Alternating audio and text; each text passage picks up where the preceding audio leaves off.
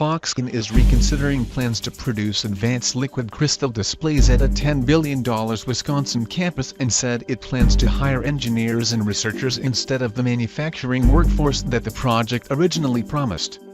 Announced at a White House ceremony in 2017, the 20 million square foot campus marked the largest investment of a foreign company in U.S. history. And he was praised by President Donald Trump as proof of his ability to revive U.S. industry.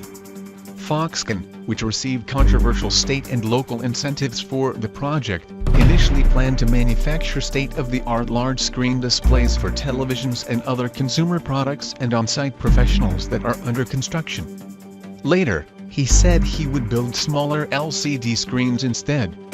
Now, these plans can be reduced or even shelved, Louis Wu, special assistant to Foxconn CEO Terry Gu, told Reuters. He said the company is still evaluating options for Wisconsin but mentioned the high cost of making advanced TV screens in the United States where labor costs are comparatively high. In terms of television, we have no place in the U.S., he said in an interview. We cannot compete. When it comes to making advanced displays for televisions, he added, if a certain screen size has more supply, whether it's from China, Japan or Taiwan, we also have to change. Wu said that instead of focusing on LCD manufacturing, Foxconn wants to create a technology center in Wisconsin that would consist largely of research facilities along with packaging and assembly operations.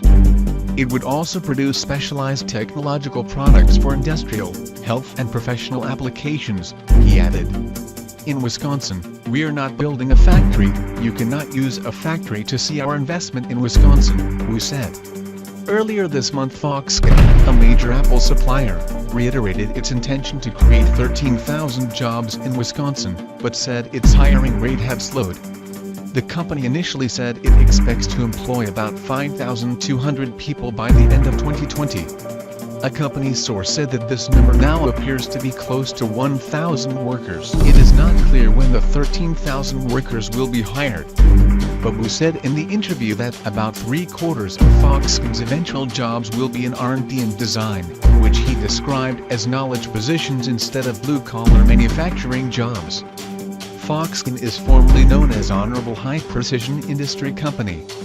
Instead of manufacturing LCD panels in the United States, Wu said it would be more profitable to manufacture them in China and Japan, ship them to Mexico for final assembly and import the finished product to the United States.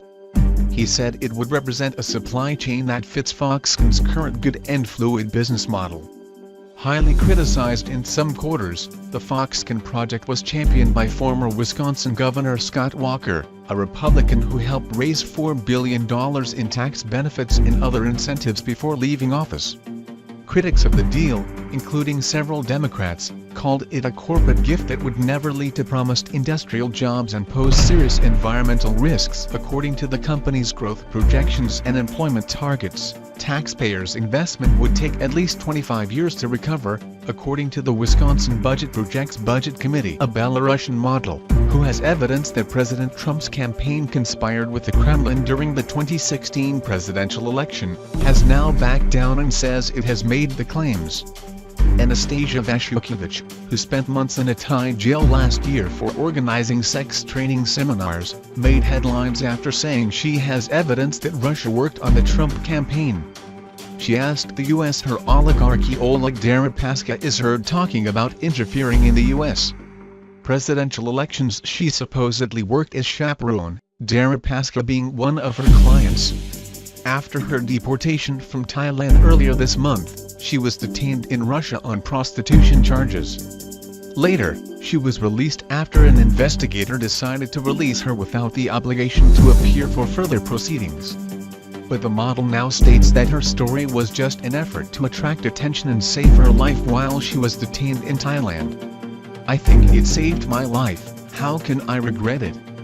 If the journalists had not arrived at that time and this story had not reached the newspapers, maybe I would die now dead, she told CNN. At that moment and in that story, I would say that I would die now dead now. Tell Anastasia Vashukevich. The woman added that the Russian security services told her not to talk more about Deripaska. They explained to me very clearly what I should do, what I should say and what I should not say, she said. They told me, do not touch Oleg Deripaska anymore. During her brief detention in Moscow, she also promised that she would not release any further records about the oligarch and apologized. There will be no audio recordings on Oleg Deripaska, she told reporters, according to the Telegraph. I will not compromise you anymore, I can relax, really, I've had enough. Deripaska is known to be closely associated with Russian President Vladimir Putin, also have worked with former campaign President Trump Paul Manafort, who was convicted by bankers and tax fraud last year. Deripaska has been silent about the woman, just saying she did not have an affair with her.